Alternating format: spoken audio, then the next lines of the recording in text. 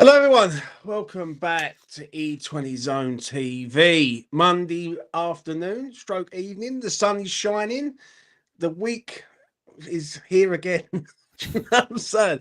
To my right is Jay, and we're here to talk about Bournemouth. Spurs fans. Yes, I have been having wars with Spurs fans today and more. Jay, how are you doing? I'm good. Good afternoon to everyone in chat.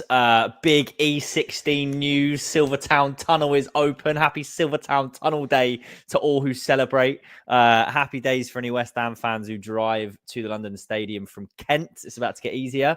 Not happy days if you use the tunnel to go to Greenwich from E16 like I do. You're going to pay for the pleasure now, and half of it's a bus lane. But don't get me started, James, on the use of the Silvertown Tunnel. We're here talking about West Ham. Otherwise, I'm good. How are you, mate? I'm good, mate. I'm good. StreamYard decided to change all the sort of devices here, so I have to click on it twice. Obviously, I had a really good weekend away. Done the afterthought with Lucas. I apologise to anyone who on Saturday I couldn't get on there. I couldn't get you on. I really wanted to, but I had to have a break away, mate. Sometimes you need a break away with the missus. And she is the boss, and all I have to do as me told. So there you go. Anyone who's got a missus. But West Ham had a Jekyll and Hyde performance, but got a positive-ish result out of it. Jay, you was there. What did you make of it? Yeah, positive-ish result is probably a fair analysis, I'd say. The first half was the kind of first half that we've come to sadly expect from West Ham. Couldn't string passes together. Didn't look like we knew how to play football. Word for the boy Evan Nilsson from Bournemouth. I thought it was absolutely brilliant. He tore us a new one the whole game. By and large, I thought we were two pretty well-matched teams. Bournemouth looked pretty tidy on the ball, but didn't really threaten. And it was pretty typical that we go 1-0 down to a goalkeeping mistake. I've literally only just seen it back. And the angle I had, it didn't look good, but seeing it back on telly, it looked even worse. So it was pretty disappointing to go in 1-0 down. But we got the kind of reaction that we wanted. He made the sub at half time. I thought by far the better team in the second half. I thought we were good value to go 2-1 up. And then you can be a bit frustrated by the refereeing decision. I think it's never a free kick leading to their goal. The guy's falls into Ward-Prowse and he gives a free kick Bournemouth's way, and lo and behold, they go and score from it. Can't excuse the defending them from the free kick. I thought we were absolutely all over the shop from the free kick. There was no flat line defending it, and then we don't track our man. Evan Nilsson's unmarked at the far post. So it was frustrating, to be honest. I think a draw is probably fair because we just didn't quite show that quality. The bits of quality that we did show from, I'm sure we're going to talk about the big German that we've got, who I thought was absolutely sensational. He come on. Everything he did, I thought was brilliant. It was the kind of focal point that we'd been missing. And he looks like he's fitter. He looks like he's stronger. And he looks really good. He looks really tidy. I was really, really pleased with his performance, to be honest. You saw quality from header from Bowen was outrageous. Absolutely outrageous. He has no right to nestle that bottom corner at the far side. So thought he was brilliant as well in the second half. And the boy Lewis Guilherme come on and he looked tidy. He looked really, really lively. And I was really happy to see it. It's all you want. You want to see him come on, look like he's confident. He still doesn't look fully confident, but some of his touches were unbelievable. He messes up a big chance towards the end of the game. He looked like he slipped from my angle. I don't know what he was trying to do, whether he was trying to shoot, whether he was trying to flash it across goal. It looked like he lost his footing. And he smashes it into the side netting. But I was pleased for him. He looked good. He was linking up with the two Brazilians really, really well. I think that's a really important partnership towards the end of the season. If he plays with Emerson and Paqueta drifting out on that side, they looked like they absolutely understood what each other wanted to do. And they were cutting through the Bournemouth defence and getting into good positions. So there's some promising signs. There was good things to take from it. A bit disappointed that we couldn't hold on to the 2-1 win. Again, you've been saying all along, we can't come from behind and win a game. And yet again, we did come from behind and we couldn't hold on to it because of some poor defending. So yeah, frustrating, mate, but it could have been worse. I'd probably taken a draw before the game, if I'm honest. So how can I assess it from Saturday? I don't know player ratings last night. I sort of let loaded on that. The system is the key thing here, right? West Ham have to go 4-3-3. They have to, right? They can't keep playing for it at the back because it ain't going to work. Yeah, I'll keep saying it. I said it on the After Hours show the other day when Damian DeMarco comes on and acts like an absolute prat. Yeah, I'm saying it again now. Like 4-3-3 for West Ham works. Yeah, we've got to stop being like every other team and being our own selves. That's on that. The moment you bring on a centre forward who knows what he's doing, i.e. Niclas Füllkrug, someone who does it for a living and not being shoehorned into that position, we get results and we get a different West Ham. We need to get Bowen on the right where he belongs. We need to get Niclas Füllkrug up front, and we need to be working off of that. I see people on TikTok and on social media, yeah, and it drives me fucking berserk, Jay. This is... I'm so glad I had a break because I needed a break from these people that talk bollocks, right? And there's people saying that we deserve to win the game on Saturday. But they forget that the first 60 minutes of that game, we was fucking shit. Do you know what I'm saying? And it's like, West Ham, if we are expecting West Ham to turn up for 30-minute spells and win games in 30 minutes, then we are more deluded than fucking Arsenal fans. And I don't want to insult any West Ham fan in saying that. But we had a good half hour. But we've got to be better than that. Like, I thought Potter tried to do that three-man attack with Paqueta, Kudus, and Bowen. But I think that's got to change now. I think we're going to need to go with a centre forward who knows what he's doing up front, who can hold the play up, bring people into play. I thought Niclas Füllkrug did look good when he come on. I'm not going to lie. And there's people saying, "Oh well, if he wasn't injured all season, he would have scored 15 goals." Who knows? No one knows that, right? And that's hindsight's a wonderful thing. We will never know that. The only thing that we can do is see how good he is from now to the end of the season. Yeah, and whether or not he's going to be here at the end of the season. But let's talk about the goalkeeper. Because the goalkeeper fucked up twice, Jay. Yeah, I think the second goal was poor from him and all. What do you make on the two goals? Yeah, just I feel more disappointed in myself for just starting to trust Areola again, and then he shows the reason that we don't trust him. Like I just got into the stage where I was like, okay, he's showing that he's a good shot stopper again. We know that he's limited kicking wise, and then he drops an absolute clanger for the first one. Yeah, I get your point. Yeah, he's probably not. He's probably got some of the blame at his door for the second goal as well. I bemoan the defending for the free kick more than anything, but I agree you could probably do more with it. So, yeah, it's a difficult one, isn't it? And to Richard's comment a minute ago, what's got to happen to the Deadwood? It's got to go. It's valid. I totally agree. There's a lot of Deadwood that probably needs moving on. There's a lot of improvements that need to be done in the squad in the summer. But a talking point that we'll have, that I'm sure that David Sullivan's going to be at the helm for transfers in the summer, which does not fill me with any level of confidence whatsoever. It's the conversation I've been trying to have all the time, is if you were anti-Steiden, you're going to get Sullivan who's going to look after things, and we've had that confirmed now. So it's going to be difficult, but that's another point altogether. The reason that's relevant is with a limited budget where we're going to have to be pretty savvy, and if you want to improve on the goalkeeper, you're going to have to go and shell out 20 to 30 million to get someone who's the quality that we're going to need moving forward. Are we going to bother doing that? I would say probably not. So we're probably going to have to just grin and bear it. And how long can you grin and bear it when he's going to throw games away like that? Because to the point that you made of like people saying that we deserve to win the game, I don't think we deserve to win the game. On another day, we could have won the game, but we were done by goalkeeping errors effectively and poor defending. Yes, there's a refereeing decision, but you can't blame the refereeing decision. It's just naivety and individual mistakes on our part, which isn't enough to win a game of football. Can I ask you a question? Sorry to interrupt, but I had this yesterday, and some of the wankers on Twitter, mate, I was literally in a fucking beer garden in the middle of Clacton, and I'm literally having a war with these people on Twitter, and I will not be defeated. I'm going to say that. I will not be fucking defeated. I will not be gaslit by you bastards. I will say that. But people are trying to get on any bit of positivity to say it's an improvement when it needs to be a lot better than what it is right now, if that makes sense. Like, am I being negative, Jay, or am I just being honest here and saying that, it improved, but we need to see that over the next 5 games? It'll get better and better and better. I get your point. I totally get your point. I see some positives from the game. I definitely see some. That second half was probably the best performance I've seen at home under Potter. Obviously, the Arsenal away performance was the best performance we've seen all season. But under Potter at home, it's been pretty poor, if I'm honest. Like, we beat Fulham. I can't remember who else. Maybe we've beaten someone else at home. They're so Leicester, not Fulham, and Arsenal. That's who we're beating. fine. Yes, Leicester was not a memorable game. That was just to get the 2 goals and shut up shop. That's fine. Fulham was. We pressed them out of the ball. We scored 3 goals. We conceded 2, and we still weren't that great.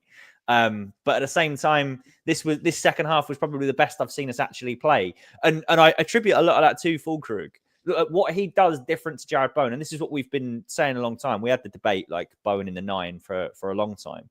Bowen's a brilliant footballer, and I love him to bits, but he doesn't bring other players into the game. Whereas like Füllkrug, just every time he got the ball, he managed to bring someone into the game. Whether it was an aerial ball, whether he was chesting it off, heading it down, or whether it was to feet, he was able to get the ball and then play it forward. Bowen generally, with his back to goal, drops off, takes a touch and plays it backwards. And that I felt was the difference. We were just so much better going forward, and you can't underestimate how important that actually is. So I look at the signs and I go, there are positives, but I'm with you. I want to see it be like a trajectory now. I want to see us build on that performance. I don't want to just see 30 minutes here and then go back to old ways and be abject again. Right, let me ask you this. What made the difference on that performance? Because me and Lucas sort of disagreed on the afterthought. He turned around and said it was personnel, and I have said it, and I've said it so many times, it's the system. The system with a 3 at the back just doesn't feel right with West Ham, and with a 4, and let's have it right, it's 2 defensive howlers from 2 defenders who can't really play in a back fucking 4, which is bad. Do you know what I'm saying? So for me, it's a bit mixed, right? What you saying on it? Was it the system or was it the personnel? I don't know if it was the system. Like, you look at it this way, he still had to make changes at half time. We were still crap in the first half. We didn't create a thing in the first half. And the only time we started to create things was when he brought a centre forward on. And I do attribute the turnaround to Niclas Füllkrug. He scores a brilliant header, and he was the focal point of everything going forward. Right. I think you're going to have problems either way. You play 5 at the back, and we're not creative enough, and we don't have enough going forward. Players look isolated, and it's dull either way. You play 4 at the back, and we looked under threat every time Evan Nilsson got the ball. He looked like he was going to do something, and the centre backs looked like they were shitting themselves, and they looked scared of him, to be honest. So I think there's going to be problems either way, whatever system you play. If the idea is that we're going to play 4 at the back, and we're going to see some 2-2s, and we're going to see some 3-2s. Fine, I'm all for it. Like, I've got no issue. But the long-term vision under Potter will be a 5 at the back or 3 at the back or whatever it is. So my thoughts on it are, we're probably going to see some boring games if he reverts back to 3 at the back, which, considering we're playing Liverpool at the weekend, I fully expect him to go back to 3 at the back. You're going to see some boring performances, but next year when he gets the right personnel in, because let's be clear, the midfield that we've got isn't good enough to create chances. The only way that we were creating chances was when Füllkrug got on the ball, when Guilherme come on, and we were super direct, and it was exciting and it was fun to watch. The atmosphere was good when we were 2-1 up, and like we were in the game and we're having fun. It was a different. I don't know. It was a different vibe though, Jay. Right, the moment he brings Füllkrug on, he bungs a centre forward up there who knows what he's got to do. Right, we look a completely different side for that. The moment he took Souček and Alvarez off, and I see people in the chat saying, "Oh, Souček's gone." Yeah, fair enough. He had to go on that game because West Ham was throwing everything at it. Right, and one thing that we did here in the ground, which I will get to you in a minute, is the boos at half time. But the thing is, when you bring on a centre forward, and you have Jared Bowen and you've got Kudus as 2 inside forwards, West Ham are going to be a good side. They're going to, West Ham can't not be a good side in that regard. You know what I'm saying? Because Bowen on the right, that's where he's best known to be played. Do you know what I'm saying? And Mo, I see people on Twitter. I've got to get off fucking Twitter. I really have. Yeah, I really have. I only do it just to fucking promote the channel. But people were sort of having a dig at Mo, but Mo puts the cross in for Bowen's header, which is a great cross. He wasn't great, Mo, but he wasn't shit. And it just seems like every time, I don't know what people want out of players. I really don't. Before I get our first guest on, what did you make of the boos? Right, first and foremost, people booing at halftime. This has been a problem like amongst West Ham fans as long as I've been a West Ham supporter. I never do it. Like, it's not my thing. I get people voicing their opinion. I get that we were poor in the first half. I do think you need to get a hold of yourself a little bit and ask, like, why are you booing? Like, we know that we haven't got the players. We know that we're not great. We know it was an individual mistake. Like, if you want to, like, the sun was out. It was a nice day. There was still 45 minutes of football left. Like, give the lads a chance. We gave them a chance, and they gave us a performance that we could be proud of in the second half. Right. When someone's just put in chat Iron's analysis, shout out to you. Mavropanos coming on, he gets booed louder and louder every single time, and it's disgusting, mate. It's absolutely disgusting. How can you, like, who's going to imagine you've got a big money signing who's at the game? Like, I know there's been talk about, like, the agents of Jonathan David. Like, we won't get into that today, but have, like, been at a game, or like, we're getting closer to actually having a chance of signing this guy, which would be a bit of a coup for West Ham. Imagine his agent's there and someone comes off the bench and his own fans are booing him. What's he going to go and say to the player? What's he like? He's going to say? These fans are pretty brutal. Like, they were happy when we were winning, but at the same time, they booed one of their own players. Don't get me wrong. It's disgusting. Don't get me wrong. I don't like Mavropanos. I haven't for a while. And I will criticise him when he's shit. Yeah, and when he's good, I'll give him praise. Right? I try and be as balanced as I can on this fucking channel. But one thing I would never do is boo me own. Never, not once. Right? Because they come on and they've got a job to do for us. I don't get booing a player like entering the fucking pitch. I don't agree about booing a player in fucking general, especially if he's playing for West Ham. You can criticise a player, but booing him is a bit fucking wrong, in my opinion. And especially when you're bringing him on, and that's not the first time that's happened. There's another time. I remember a game this season where people were booing him when he come on, and I'm listening to it. I'm thinking, don't you fuckers realise he's on the pitch to try and help us, right? I know he's shit, but he's still got to do a job for us. Like, do you know what I mean? And like, we've got to realise that. So I don't agree with booing. I think that's very Americanized, right? Shout out to Lucas, wherever he is. Yeah, I know he's sorting out his tax rebate or whatever it is. So yeah, but I don't like that. I don't like the booing side of things. I think it's very pantomime. And listen, you like a player comes to West Ham, you praise him up and give him these flowers when he's great. If he's shit, you criticise and say, right, this is where I think you're going wrong, and that's it. And that's it at the end of the day. Do you know what I mean? I don't think booing a man in the ground when we're under pressure is the right way of doing it. I think that's just that's putting more pressure on the team as a whole, in my opinion. Right, let's get this mad fucking twat on. Damian, you've got 3 minutes. What do you want to say, son? If you're leaving me 3 minutes, I will cut to the chase. Go. Potter out. Why? Because 1, the system doesn't suit the players. 2, he doesn't read a game very well. 3, his recruitment policy is very everything I see in January I wasn't impressed by. I don't rate him. This is my thing about yesterday, right? Saturday rather. That was the time. That was the time. You go and get 3 points and you build up morale.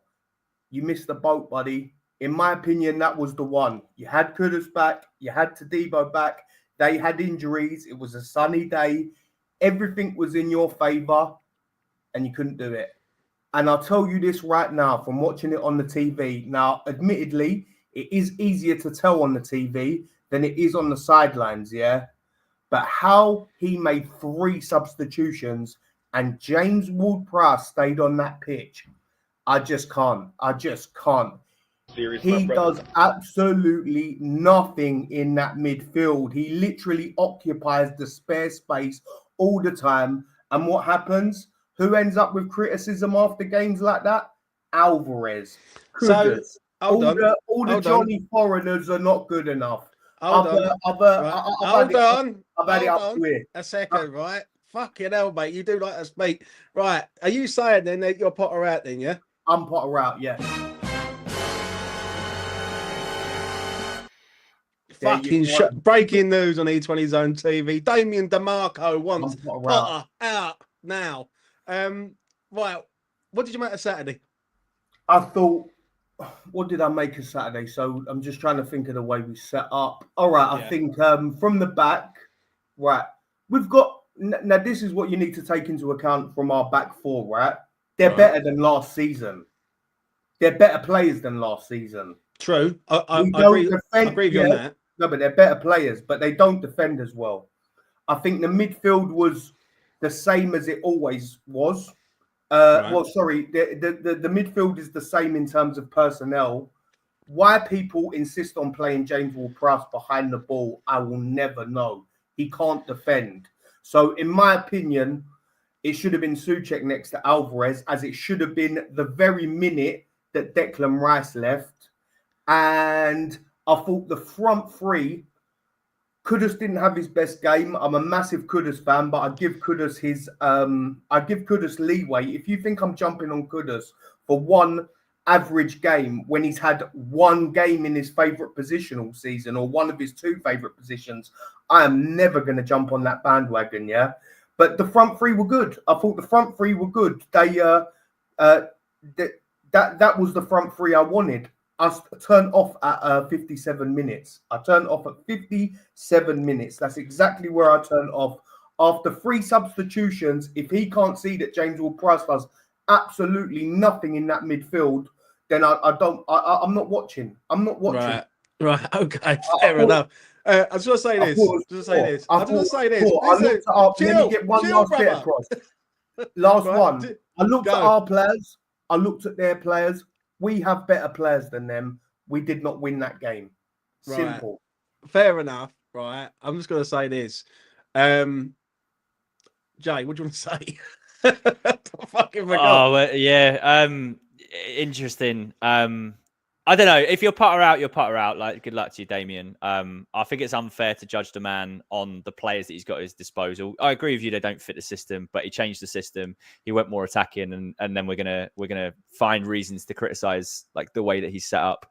That's absolutely your prerogative, mate. I think give him a summer. Like, I hear what you're saying about recruitment, but we didn't have the budget to spend in January. He had to get a striker in. Ferguson was available on a cheap loan. So, what do you make of what Damian said though in regards of the defence? Because do make him right. A defence should be better this season than last. When you look at Wan-Bissaka, Kilman, Todibo, Emerson, or Scholes, it should be a lot better. But then saying that, we've had 2 fucking managers, one who's mad and the other one who's just trying to stable the ship. So here's the problem, right? Because the defence is better. When he changed the system to 3 at the back, the defence was factually better and everyone complained about it. And now he's changed it to be more attacking and we concede 2, which is, lo and behold, not a surprise. Everyone's complaining that defence ain't good enough. Like, the man can't win. Let me just say something, Jay. Defence, is not just about back 4. Defence is a whole team operation, Please explain to me why James Ward-Prowse has played deeper than Alvarez this season and has played deeper than Souček. Give me your thinking behind that. I agree with you on this. I do. I understand what you're saying. Go on, don't Jay. I'll tell you what I think, because I agree with you. He's not great defensively, but we're also we're unable and incapable of building out from the back, because the players that generally play deeper, if you were to play Souček and Alvarez deeper, neither of them are capable of getting on the ball, playing on the half term and trying to play it forward. I'm not saying Ward-Prowse is brilliant at it. Ward-Prowse is still not he's not my ideal midfielder, but he's what we've got. He's probably the person who's most capable of dropping in between the centre-backs, getting the ball, and then trying to dictate play.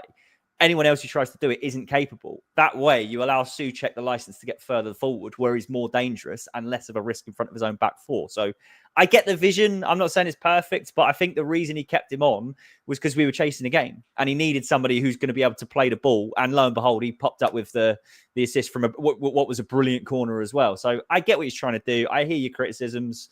I don't necessarily disagree with everything you're saying, but I'm fine with Ward-Prowse. I don't mind him. I think he'd do a job for the rest of the season, and then hopefully we'll improve in the summer.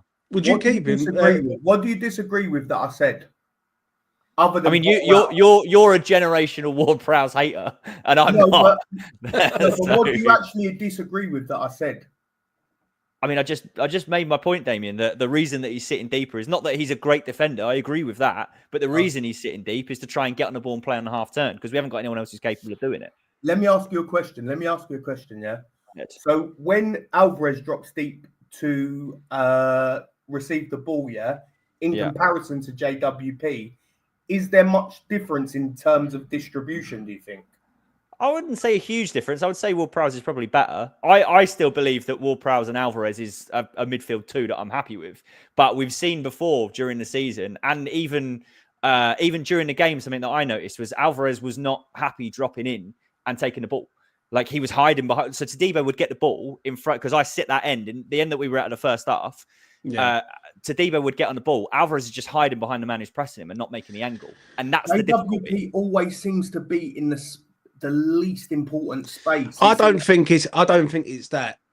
I really don't. I understand some of the things what Damian's saying, but I just think the whole midfield just wasn't right there. And then, but once we got a centre forward up front, someone who does it for a living, who is not a winger stroke forward, not a fucking bootleg version of a striker, right? We look a different side. And that it ain't. Listen, football's not an hard sport to fucking analyse. And shout out to Gary Neville, what Gary Neville said on Super Sunday, because I make him 100% right. We're trying to be robotic in what we're doing. Yeah, get the fucking ball to the big fucking German, let him get the ball down, and get two inside forwards round him who can run on beyond him, and we'll be fine. And a 10, and a 10. That's been the best version of us always. That 4-2-3-1 with a mobile 10. It most certainly has, Damian. But your time has run out, son. I will see you again very soon. That has been Damian.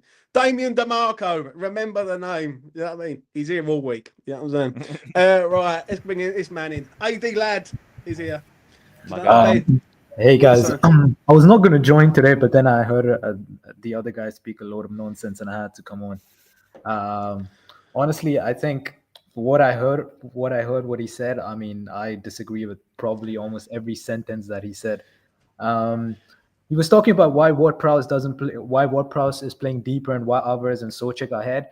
This is like the most stupidest statement I've ever heard. I mean, the whole reason Ward-Prowse plays deeper is because he's better with the ball. It's just as simple as that. There's the same reason why Jorginho played behind N'Golo Kanté at Chelsea. There's a reason why Busquets played as the deepest midfielder. When you're trying to build out from the back, you need somebody in the middle of the pitch who's really good on the ball. And Ward-Prowse might not be Jorginho, or he might not be Rodri or anything like that, but he's the best we have who's on the ball compared to Alvarez and Souček.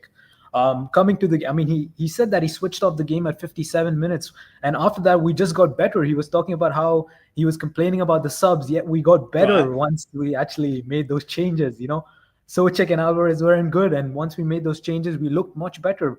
But is it the changes, AD, or is it the system? I think for me personally, I think it's a mixture of both. I think Füllkrug coming on is a huge difference. Like I've been saying since a long time, that Füllkrug coming on is a huge difference because of his ability to hold on the ball. I think if we play three at the back and we still have Füllkrug, he still makes the exact same difference. And the reason we haven't really we have been playing a three at the back is, I think, because we have just missed a focal point. Now that we have a focal point, we can go to a four at the back. And we can have two wingers on the side, like we had Guilherme when he came on, like we had Kudus and we had Bowen. We are also missing Summerville. I think Summerville would have been so important for us, especially in the system as a right-footed player coming off the left wing. But you could see that we at this moment, I felt like him going Ward-Prowse and Soler, I think it was, in center midfield with Paqueta was, I think, suicide in a way, because Ward-Prowse isn't defensively secure enough, but at the same time, it was the chance that he had to take, and it paid off. To be honest, it almost did.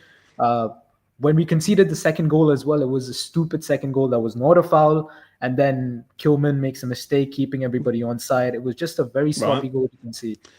The only thing I will say is when you said about if Füllkrug would have played in this system with three at the back, it would have been the same result. I disagree. West Ham need to get Jared Bowen, Kudus closer to Füllkrug. Simple as that. Yeah, when Bowen was there in the second half, he was like a man possessed, right? And he was trying his best to win the game for us. And let's have it right. We should have won the game in the end, right? If it wasn't for our defending, yeah, because our defending was so shit. And we've got two centre halves at the back that are good on the ball, good coming out with the ball, good passing the ball, but are they good defenders? Solid defenders. I think if you look at the two goals as well, the first one was The first one was really a mistake from Areola. I mean, I've been saying that this guy's a rubbish goalkeeper. We have two rubbish goalkeepers. We desperately need a new goalkeeper in the summer. There's no doubt about it. He's ridiculous on the ball. He just gives the ball away constantly. He cannot play out from the back. Same with Fabianski. And we need a new goalkeeper. It's just as simple as that. And then the first goal was a keeper mistake. The second one was extremely sloppy. First of all, it wasn't a foul. Ward-Prowse didn't commit a foul. And then Kilman, for me, I think I like Kilman a lot. I think he's one of the best defenders in the league. But for me, aerially, sometimes he's a bit suspect. He cannot let Hussein, who's really good in the air, get above him and win it. But to be honest, from open play, I felt we were pretty good, to be honest. We defended well. Especially in the second half, we were much better. It seemed like every time we concede a goal, we just fall apart. If you notice the Wolves game as well, when we conceded a goal, we just fall apart, and then we come back in the second half and we regroup and look better. And every time we concede a goal, it just seems like our heads drop, and there needs to be improvement in terms of that. But I mean, the guy was saying Potter out, and I just can't believe like people can say something like this. I'm going to say this, for in Damian's defence. I've looked at Potter, and I need to see more, a lot more, and I need to see more in a 4-3-3. I think the system is a major thing with me, right? And this is not me being sort of negative towards the five at the back, even though I don't like it, because if it works and we look good in doing so, I won't really give a shit what system we play as long as we look good. That is the first time on the weekend that I've seen West Ham looking like an attacking threat under Potter. I agree. A proper attacking threat. And that's what I've been saying since the last few weeks, that Niclas Füllkrug's hold-up play is so crucial because he's so good. He fights for the ball. He wins the headers. He's a monster up top, and that's what we need. The only problem I have at the moment is our midfield is very, very lackluster. And I say that because if we play Souček and we play Alvarez, we are too defensive. If we play Paqueta and Soler with Ward-Prowse, we're too attacking and we lack defensive stability. If we play Alvarez on one side and we play Paqueta, I think Alvarez, Ward-Prowse, and Paqueta is our best midfield. That's our best midfield on paper. But Alvarez can be suspect sometimes, and I mean, to be honest, that's our best midfield. That's what I would go 4-3-3, like you said. I would go 4-3-3. I would have Bowen, Kudus on both sides. I would have. I think right now we will see our best team, and I hope Füllkrug stays injury free through the end of the season. Because I thought you were going to say, I hope he stays injured. I thought, fucking please don't. Right, before I get to Jay's faults, right? Paul, thank you very much, mate. $9.99. I haven't agreed, but I've always enjoyed the debates. It's all about opinions. Love the channel. Keep doing what you're doing. Tell Luke this is only thing inevitable about Souček is a misplaced pass. Souček, I get your words out. Lucas is probably watching this right now, and shaking his head. Jay, anything you want to add on to what AD said? I think one of the key points that AD has made, which I totally agree with, is that there's areas of our fan base that will be impossible to please. And this is the thing that comes out to me. Like, I'm happy to take things on a game-by-game basis, but the point that those of us who are defending Potter have been making is that the personnel doesn't feel right for any of the systems that we've tried so far. The personnel never felt right under Lopetegui. And that is, lo and behold, like shown by the substitutions once we were 2-1 up. Because I felt at that point, I'd have been happy if he tried to shut up shop. And the only way he could have shut up shop there was by either bringing Guido Rodriguez on, who is the only defensive midfielder that we had that he doesn't trust. He hasn't given him any minutes pretty much since he's joined. Or you bring on Mavropanos and go 3 at the back. But if we'd have gone 3 at the back and then conceded, he'd have got more criticism for being too defensive and not doing X, Y, and Z. So I do feel like he's got a really difficult hand that he's trying to play at the moment. Yeah, but wouldn't you say, though, him going 4-3-3, putting a centre forward up front who knows what he's doing in Füllkrug, that don't just change West Ham automatically. That second half, the moment Füllkrug comes on and scores, West Ham look a completely different side. And you can't go from being shit on Tuesday night against Wolves, where you can't muster anything up, you poor first half okay-ish second half, to a first half against Bournemouth where, let's have it right, it was an even game. They were the better side. They score a goal because of our goalkeeper decided to have an haircut like Sean Paul and not put a fucking cap on in the sunshine. And then the second half, he makes subs. He's trying to do something, which you got to give him. I'll give Potter credit for that. He's trying. Yeah, he's chucking people on. He's thinking. He's He's trying to make things happen.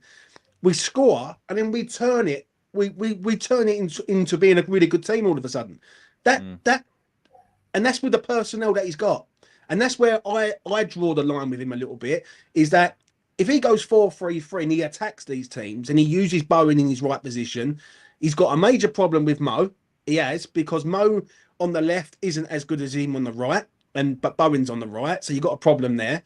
And obviously the midfield isn't great, but if they are looking to score goals and win games, or trying to win games, I can accept that from there to the end of the season. What I can't accept is sitting there like everyone else over the next 8 games or whatever it is and being bored out of my fucking tree.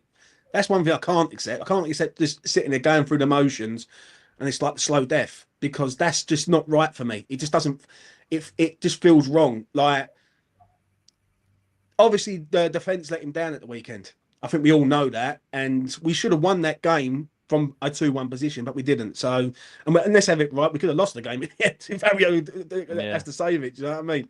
AD, anything else you want to add on, mate? Anything else you want to discuss before I let you go?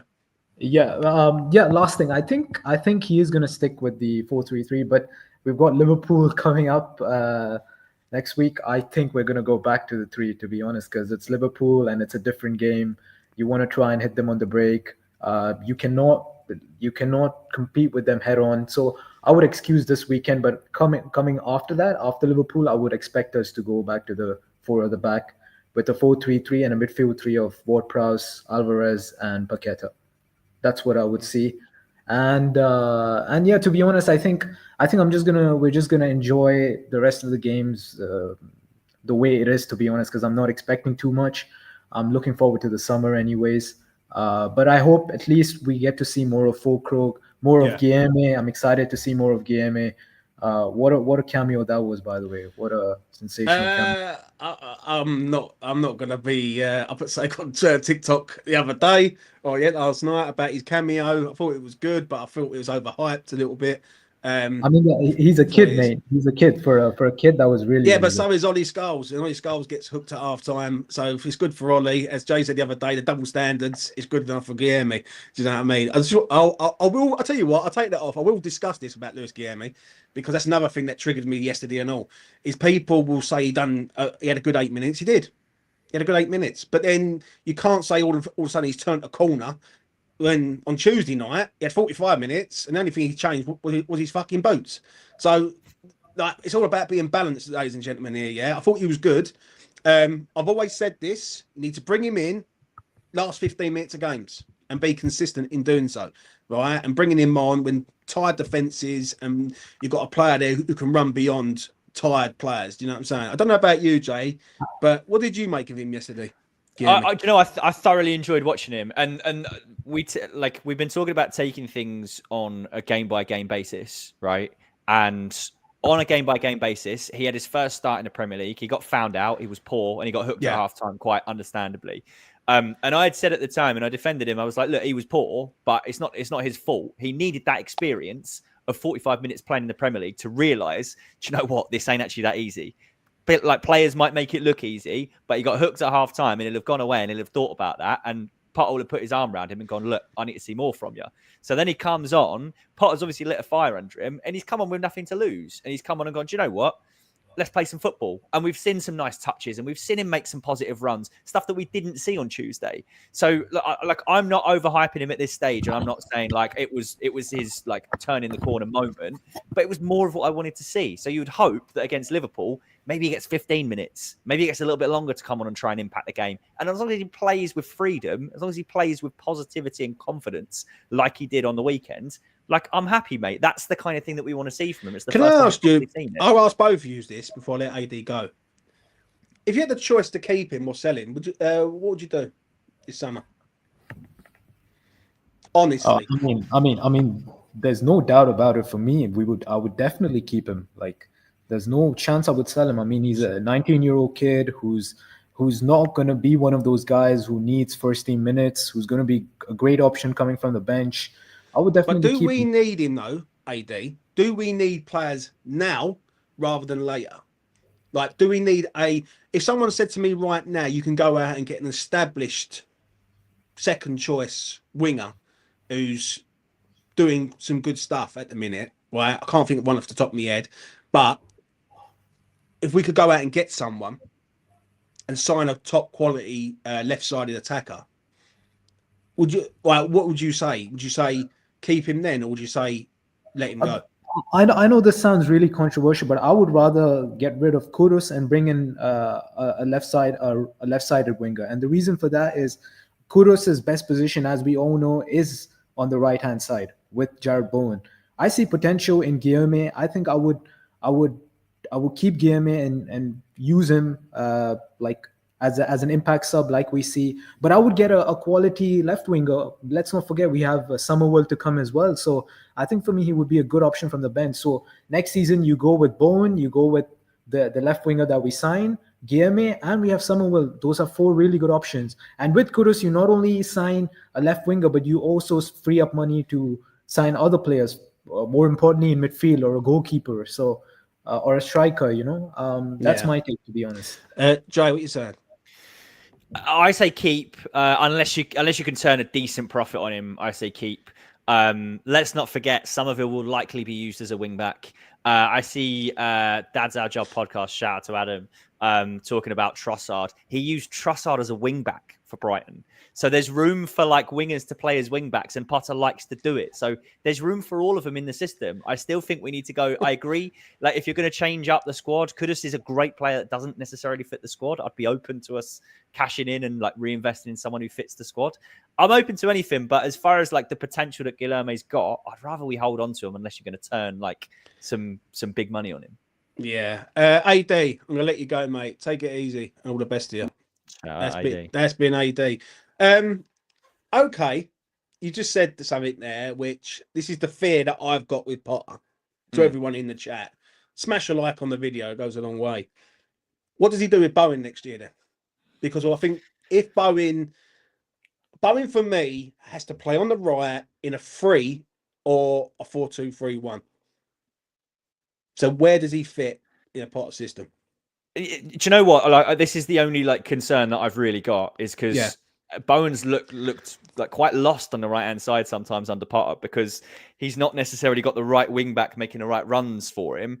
He's hugging the touchline, and he's a lot better when he's in the half space, like in and around the fullback, in between the fullback and the centre back. He's way better there, and he scores more goals. There's no coincidence that this season's been, by his standards, his worst season probably in a West Ham shirt.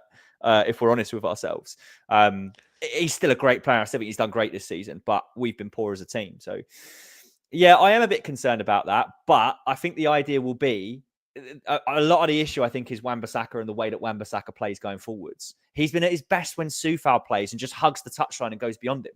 He's way better then because he's got the space to cut inside and it drags the fullback out the way for him. And he hasn't had that with Wan-Bissaka because he doesn't like to do it. So, if we see Somerville play as the wing back and we see the 3-4-2-1 that we're likely to see next season, I'd like to see Bowen a lot narrower than he has been. But we're going to need a left-sided 10 who likes to come in narrower as well. And like Kudus has had his chance in that position and he hasn't taken it. So, yeah, I guess I am a little bit concerned about what Bowen does next season as well. I'll tell you what, if Bowen plays as a wing back next year, you ain't gonna get my support on Potter for much fucking longer. Like, you got one of the best right-sided attackers inside forwards in the Premier League, and you're going to turn him into a fucking winger. Like, how does that make any sense? Do you know what I'm saying? And he proved it on Saturday. And I don't like to say I told you so, because I'm not one of them guys, but I will say it for the purpose of this conversation, right? Is that when you do put Bowen in the proper position, yeah, he's very good. Like, he's not shit. Do you know what I mean? So it's just, I don't know about this one. I really don't. The Bowen one worries me because I see a link yesterday, whether or not it's true or not, that Liverpool are looking at him seriously in the summer, and they're gonna approach West Ham with a decent-ish bid for him. I'm not convinced with the 2 centre halves. I think Kilman and Todibo are 2 good centre halves in a back 3, but they're not 2 good centre halves in a back 4. What did you make of them 2? Yeah, they looked shaky, didn't they? They looked really, really shaky. But again, this is a team that have been coached like just learning how to play in a back three, and then we go back to a back four with a midfield that didn't offer a lot in front of them. And you need a solid midfield in front of you, and we know that midfield's a massive issue. So that does concern me as well. But again, like you've still got Todibo seemingly getting back to full fitness. Yeah. And we know we need to improve the midfield in front of him as well. We probably, like, Scars didn't have a great game. Like, I feel for him. Like, it wasn't really his kind of game. So they didn't have a lot of support on the left-hand side as well. Yeah. So, yeah, there was problems there. I wanted to just touch back on the Bowen thing that you mentioned as well. I'm not concerned, to be honest, mate. I don't think Bowen's going anywhere. He will not force a move. West Ham hold a lot of cards. He's got a long contract. We're going to sit here and go, cool. Show us a bid north of £100 million or we ain't even going to talk to you. So, like, and I don't think Liverpool will shell out that kind of money. I think there's alternatives they can get probably cheaper. They got to pay Premier League tax. They got to pay English player tax. Like, you know, I don't think it's going to happen, mate. So they can look at him all they want, as far as I'm concerned. See, it does worry me with Bowen for next year, right? Because one thing I see someone saying in the chat, I think it was Dad's Our Job podcast, turning around and saying about Bowen as striker. Right? Don't we learn? Don't we fucking learn that? Like, why don't we just go out and buy players for their natural positions instead of trying to shoehorn players into positions? Like, for me, I need to see 4-3-3. Yeah, I've seen this three at the back with Potter. It doesn't really do it for me, right, at all. And he hasn't done it for the last 10, 11 games, right? When you look at the games and take your, like, bias of Potter, whether you like him or not, and just look at the game, each game, where we play three at the back, we haven't been great, and we haven't been great in attack. And that was the first time on Saturday that I looked at West Ham and I thought, yeah, I can see us looking good with a better midfield. Now, when you say about a better midfield, I completely agree. But then on the other hand, I don't agree when it comes to fucking three at the back, because I think three at the back is you're setting up in a defensive way and you're trying to be a possession-based game where we're just not that good. Just not that good in possession. I want to see West Ham hit long balls to a centre forward, knock-ons, and then you've got inside forwards running on beyond him, and basically that's it really for me. Anything else, Jay? You want to discuss about David Sullivan? Yeah. Let's talk Sullivan. This is the issue, right? And this is the concerning thing is, like, what's his name? Dan Ashworth. I can give or take Dan Ashworth. I don't really care about who you get in the job. The positive would be he's worked with the lads that we've got there already. The negative would be he's got a pretty poor track record in his most recent job. Supposedly an egomaniac. I think anyone you get in that job is going to be an egomaniac either way. But you know, that is what it is. My concern is we've got a guy here who's got a horrendous track record with transfers, who's going to be working with this recruitment team that we've supposedly brought in to help Potter build the squad that he needs to. We've got a restricted budget. I hate the way David Sullivan conducts himself amongst, like, other clubs. The way that he low bids, he low balls, he messes clubs around. He bids for about 10 different players really low just to see, like, who he gets a nibble off of, and then tries to push that option. He deals with his preferred agents. It seems such a prehistoric way of doing business. When you look at clubs like Aston Villa, who will just go out and get deals done. They will they will identify their players, they will identify the price, and they will go and pay the price, and they'll get them. And that's why they've built such a good squad and why they're so strong at the moment, because they've got a brilliant team behind the scenes. We could have the best recruitment team, like, possible. But at the same time, if you've got that man who's running it, you're going to have problems, mate. And I'm deeply concerned for, can we actually get the players over the line that we should be getting? You look at this Banzuzi lad who's apparently on the verge of going to Leipzig now. If that was Potter's main guy and you know what budget you've got in the summer, why were we not sewing that up already? If you couldn't get him in January, why were we not saying to him, look, mate, we are coming for you in the summer?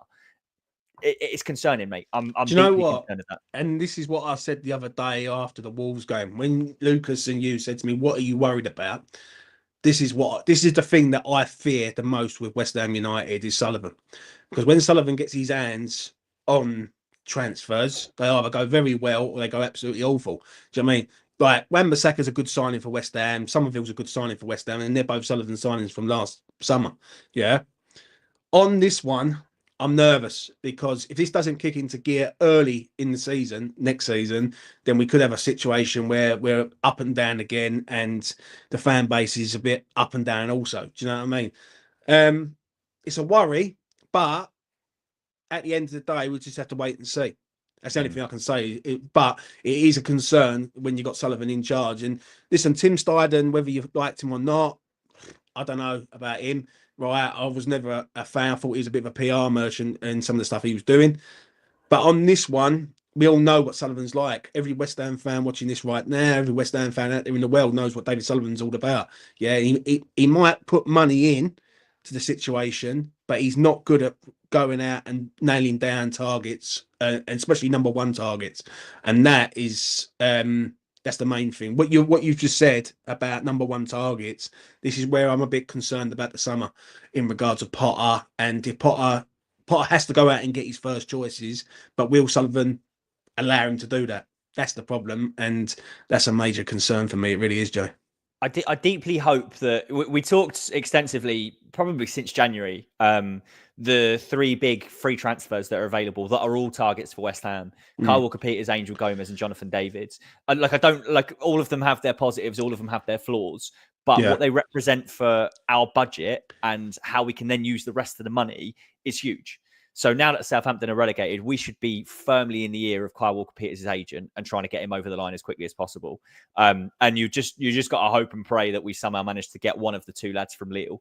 And then you've got 2 problem positions, or I wouldn't say right back's a problem position, but Soufal's probably going to go. So you're going to need a right back. If you get that in on a free, brilliant. You've managed to get a very good right back in for no money. And you could get a top quality striker in for no money as well. What that then represents for how we could improve our midfield and get another centre-back is massive. So you just hope that if we can get 1, maybe even 2 of those over the line, that then springs us forward to go, cool, we've actually been forward thinking. We've actually solved 2 problems early. And maybe, just maybe, he could piece together some kind of transfer window. But if he doesn't and they go elsewhere, I think we've got a big problem, mate.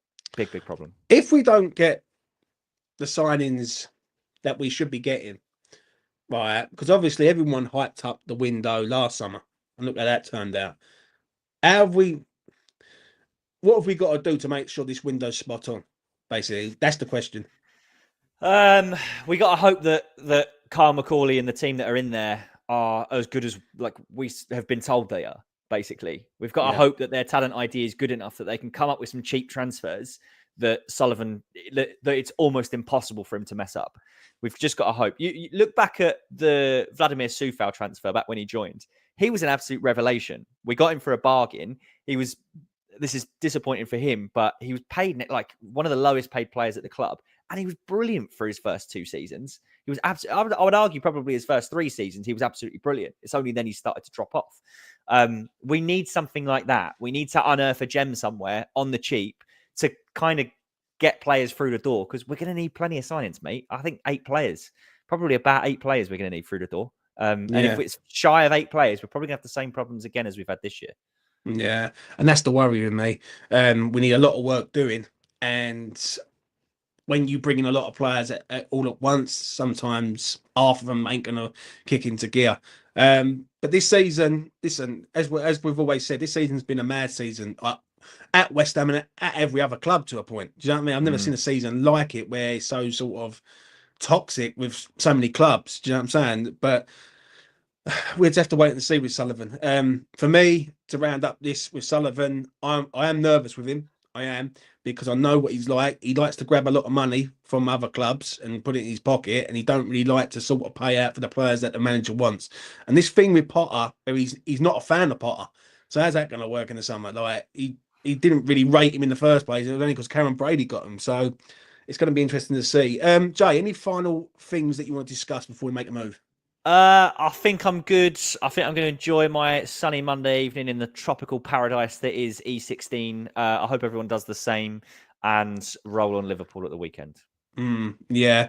Yeah, I'm just happy that we didn't lose. Do you know what I'm saying? Yeah. Liverpool at the weekend. That's a different story altogether. But smash a like on the video. Subscribe to E20 Zone TV, hit notification bell and all of that. I want to thank Paul for the $9.99 super chat that he put in today. I really do appreciate it, mate. It goes a long way to help this channel. And thanks for everyone who's been subscribing recently. It's good to get a few subscribers and, build the channel, so to speak. But this season, I really can't wait for this season to end to see what really Potter's about, right? I think that's the main thing with me, is that we will never know how good Potter is until he's had a full season. But I need to see some improvements in attack. That's the only thing I will say. A 4-3-3, I always say it. I believe in the 4-3-3 at West Ham. I always have. And I think we need to start looking at that from now to the end of the season. And if we get beat in that, fair enough. But at least we're having a go. I'd rather us have a go than go down boring teams to death. Do you know what I'm saying? Yeah, smash a like on the video, subscribe to the channel. I'll be back in the week. I'm going to try and do an opposition preview with Jack, Anfield Road TV. So yeah, check that out. And yeah, have a good Monday. Enjoy the sunshine. Summer's on its way. Let's get some signings. Bye.